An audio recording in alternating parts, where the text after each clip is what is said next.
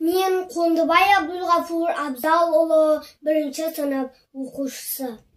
Қазақтың ұлы ақыны, ойшыл ағартушысы Абай Құнанбаев туралы сөз қозғасам деймін. Абай қазақтың жазба әдебиетінің және әдеби тілінің негізін салушы ұлы ойшыл философы. Ол қазақ тілінің мәйегінен көптеген өлеңдер мен дастандар, сондай-ақ философиялық шығармалар жазды. Туған халқын сүйіп, береке-бірлікке шақырды. Туған халқы да Абайды сүйіп, қатты құрметтеді. Өмірлік мағынасы зор, өлеңдерін жатқа айтып, тұмардай сақтады.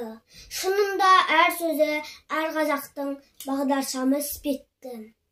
18-ші қареспе. Адам баласына жыртықсыз, кірсіз, сыпайы киініп, һәм ол киімін былғап, былжыратып кимей, таза кимек дұрыс іс. Ләкин өз әулетінен артық киінбек, не киімі артық болмаса да, көңіліне қуат тұтып, тым айналдырмақ кербездің ісі. Кербездің екі түрлі қылығы болады.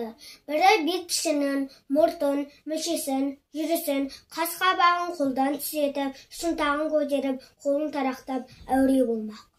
Біреуі атын, киімін айраншерім деп, солардың арқасында сыпайы, жұғымды жігіт атанбаққа, өзінен ілгерілерге ереулі болып, өзі қатардағының ішін күйдіріп, өзінен кейіншілерге әттен дүние-ай, осылардың атындай ат мініп, киіміндей киім кигеннің не арманы бар екен, дейтұғын болмаққа ойланбақ.